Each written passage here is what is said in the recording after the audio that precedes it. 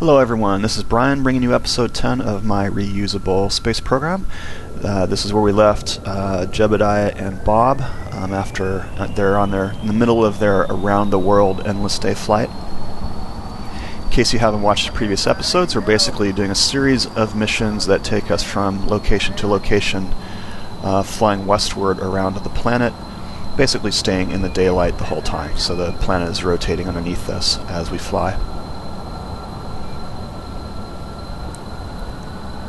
I was planning on bringing also the landing of the LV-250 and completing the rescue of Dovin Kerman, who is currently in orbit. And the video just turned out to be way too long, so I'm splitting this into 2 episodes. The other one will be number 10, and the editing for that is just about done, so you might see that as soon as this evening or tomorrow. This was one of the more benign liftoffs of this vehicle. Kind of speed it up to 3 times speed here.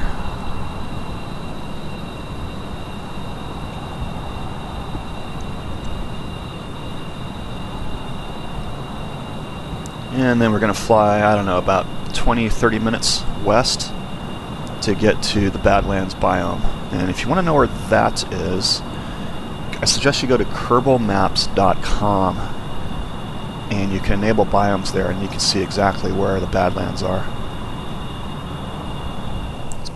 And here we are at the Badlands, in a really nice flat location. I should have dropped a flag here for future use.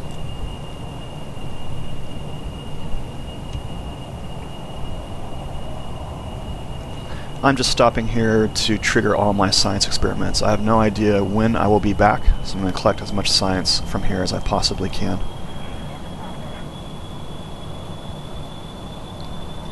Having some frame rate issues. There we go.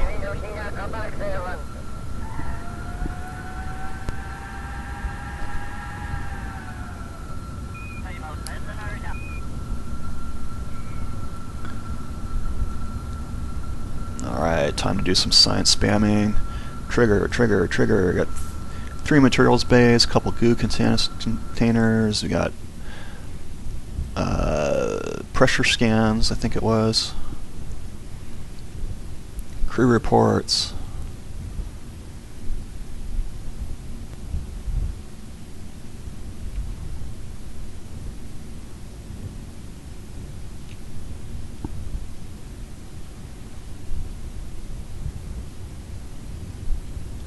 Then use the science container to suck it all into one place, which is nice. That is a mod. Now we're getting EVA report. And then the science container also allows you to store multiple science types in one location, kind of like the science lab does. So I go ahead and take all the surface samples I can. 5 of them will get you down to 0. And Bob is annoyingly sliding down the cockpit every time I do this. Alright, we're done. Time to seal everything up. And then I took a break and came back. Oh, I guess I'm not done yet.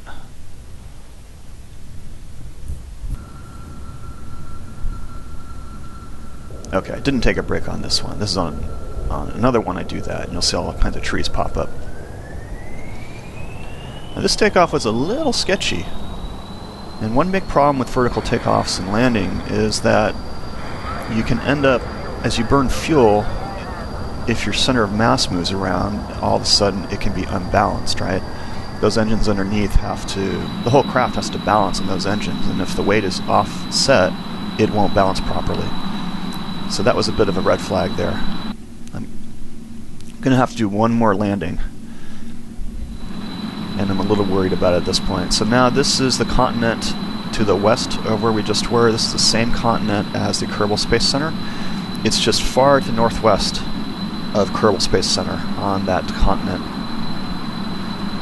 If you look at Kerbal maps, you'll see a huge river coming out of some mountains in this area, and that is very close to where we are. In fact, you will see that river up close in a few minutes.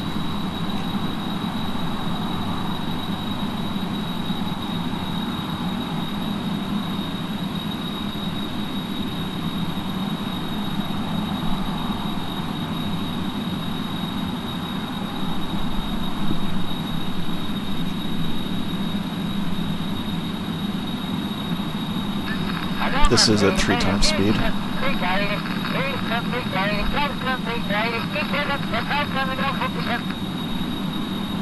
Okay, got that reading. Now for the next one.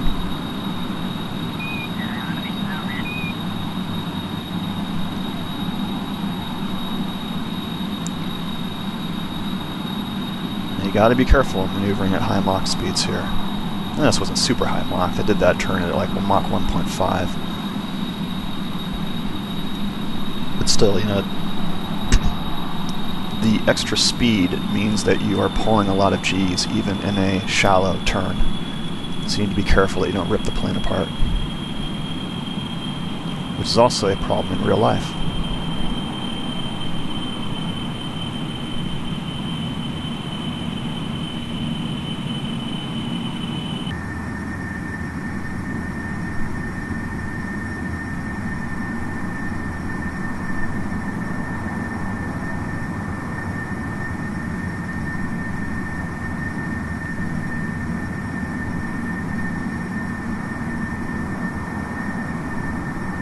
Okay, I was ready for that one to start blinking. Okay, now for the last one, which is on the ground here.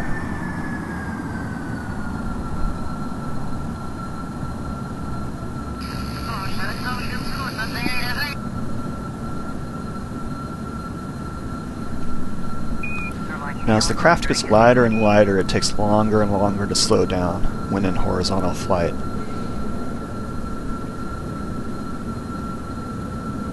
So I decide to come down fairly low on this one before landing.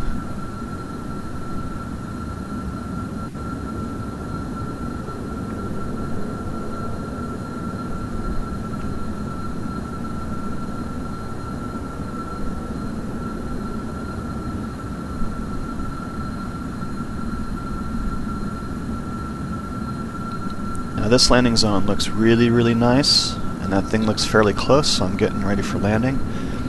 Next time, if I get in a situation like this, I'm going to look at my heading, as you'll see here in a moment, because this would have been a very easy landing spot.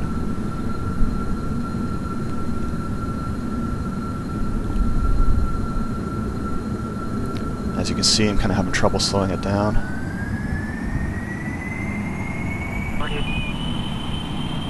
And then I realized, you know what, I think that thing's farther away than I think it is. I'm going to keep flying a little bit. Yeah, now that I'm up high, I can see that it was indeed a little too far to taxi over there. Well, I could have, but that would hardly be realistic, huh?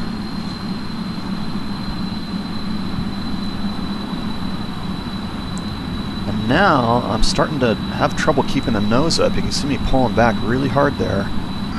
And it doesn't want to go, so instead of risking a crazy landing and killing a couple pilots this close to home, I go ahead and decide to come around for another pass.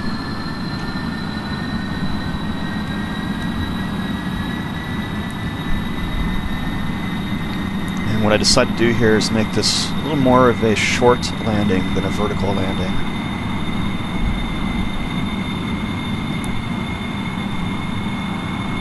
And I tried to circle around to where I thought it would be flat when approaching again.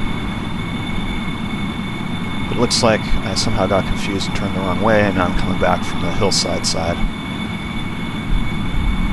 which was not very smart.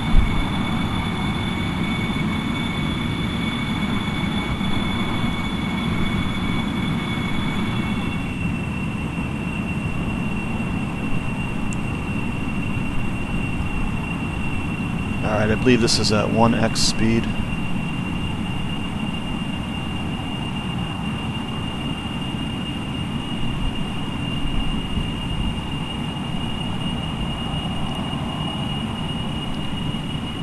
And to avoid going around again, I'm thinking, oh, it's a little far away, but, you know, screw it, I'll just put it down and taxi over there.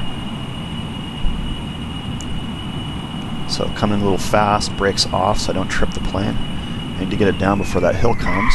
And there we are. Little Dukes of Hazzard.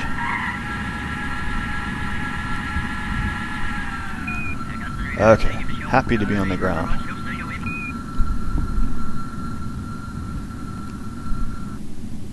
I'll shut down the vertical engines, enable the horizontal engine so I can taxi over there.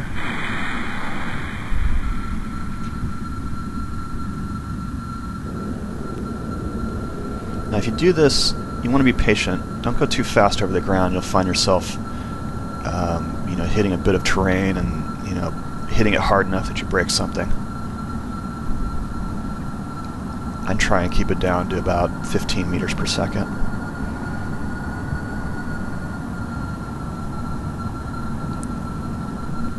Did I say 50? I meant 15. Okay, there we go. Didn't have to go very far.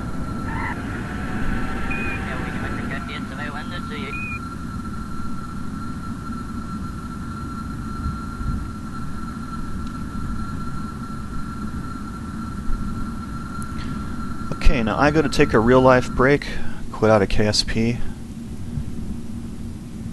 Well, hold on, I guess I target home base first.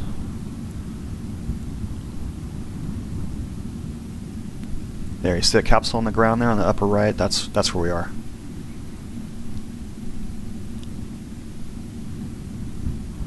So that's probably about, I don't know, 500, 600 kilometers away.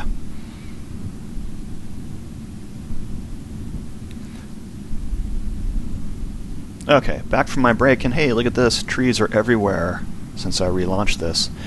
Now, that landing was kind of sketchy, which means the takeoff would be sketchy too, so I decided to do something a little bit different.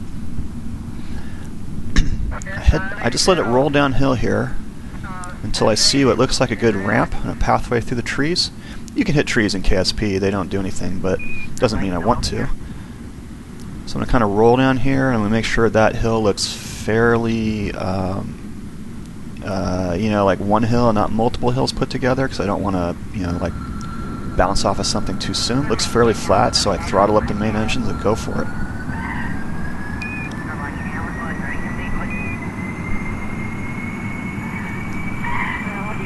Now remember, if you pull back, you increase your drag and you stop accelerating so much, so it's important to keep the controls in neutral as long as you can. And here we go. Oh yeah. Just like a short takeoff carrier.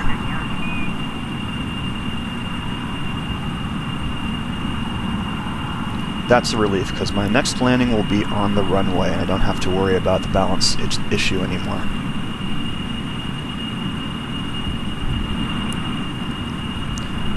Now when I was flying this, my 7-year-old daughter was near me, and I have a screenshot on my desktop of me flying up this really cool river canyon that she always sees and says she likes, and since the gorge is right here, I decided, hey, why not? I got plenty of fuel. Let's go fly through that and have some fun.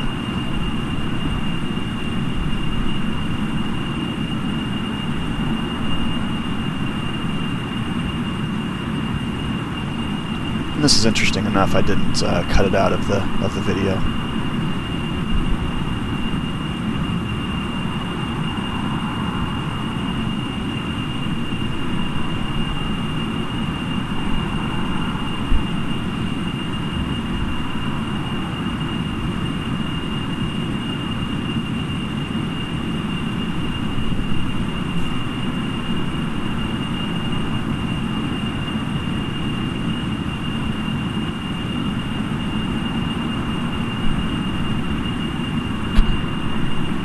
Now you may see me come back here at some point.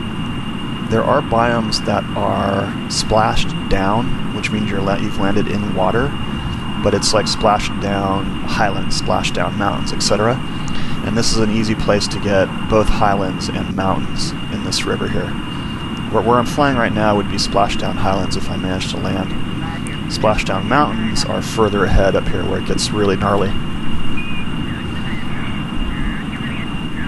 And landing in the water is a real trick. So that'll be an interesting video when it comes up. And yes, this canyon is a box canyon. It actually ends up here. And those are fairly steep. They're 2,500 meters or something. And this plane is not an acrobatic plane. It's fairly heavy. I'd consider it a medium-sized plane. So I'm kind of thinking, how close can I get?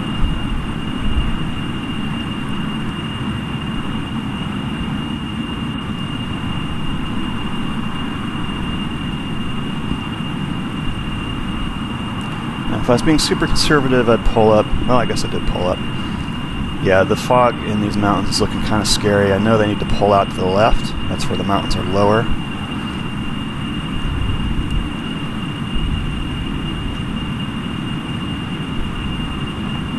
And this is looking kind of awful, but luckily there's like a shelf here. I'm using the extra space to kind of turn around, head back the other way.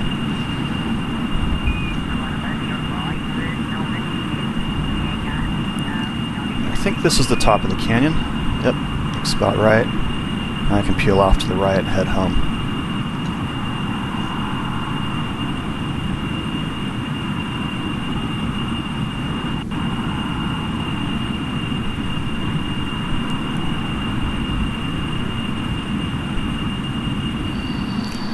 Okay, this landing turned out to be a pretty good one, so I'm going to use it. I'm going to probably do like a tutorial style just on landings, and this is actually a pretty good example of it. You don't want to head straight for the runway. You want to head for, you know, like where you would start your landing pattern. On this end of the runway, I would say it's out where those islands are, just offshore.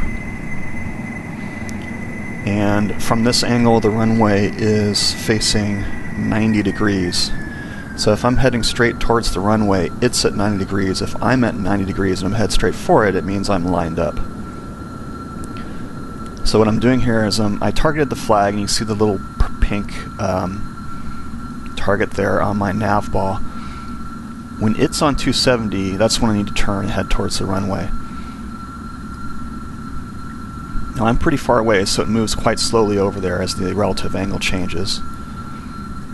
And as it gets closer, I tend to turn a little bit to the right, like I'm doing right now, to keep it moving slowly so I don't overshoot.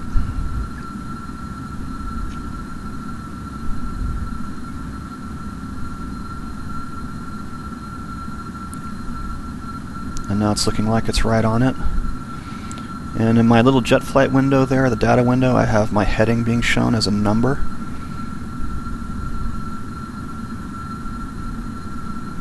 I think you can put in heading to waypoint too, which I need to do. So when I get those lined up both 270, I know I'm perfect. So now I think I'm right at 270, and the runway's at 270. It's all looking pretty good. You have to make slight adjustments as you get closer. If you're off by even a tiny bit here, it looks like a big you know, discrepancy when you get close, so you need to keep adjusting. Now another thing I do is, because it takes so long for jet engines to ramp up, what I will do is throttle up, but then deploy my air brakes and landing gear.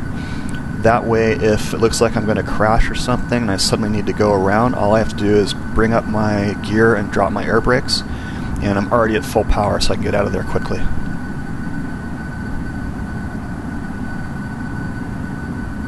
I believe that's a technique that carrier pilots use.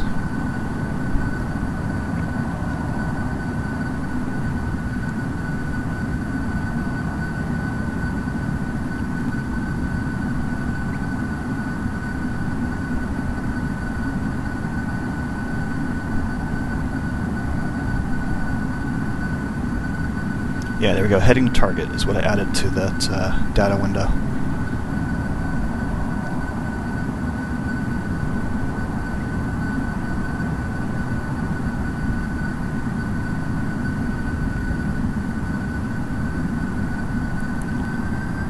Okay, there you go. Air brakes on, throttle up. I'm pretty low and still kind of far out, so I want to make sure that my velocity vector is not dropping below the horizon too much.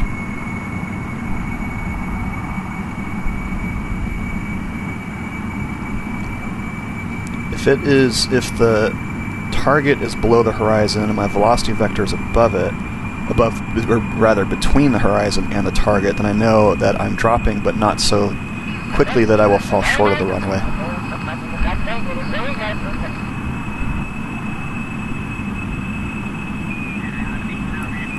Okay, a little correction here on my lineup.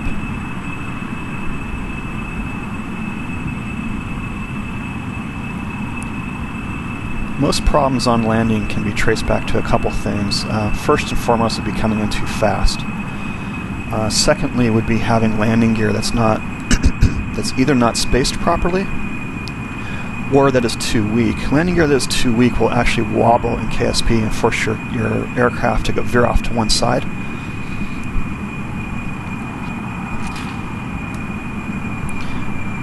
And landing gear that is too weak and that is improperly spaced just makes you unstable. You know, you don't want to land on wheels that are set up like a bicycle, right? You want to land on wheels that are set up nice and wide. And on this craft, I've put a landing gear in the far back to guard against tail strikes. There we go. And the guarding against tail strikes is especially important with vertical takeoffs and landings, not so much on the runway. Alright, so Jeb and Bob have completed their round-the-world mission. They took off at sunset. It is now sunrise at KSP. Or actually, no, it's probably 11 a.m. and they're finally home. Okay, so in the next episode, which would be episode 11. Okay, next episode, I get a little more than I bargained for with bringing Dilvin Kerman out of orbit. Is he going to land safely, or is he going to experience a rapid, unplanned disassembly, as SpaceX calls it? Until next time, good night.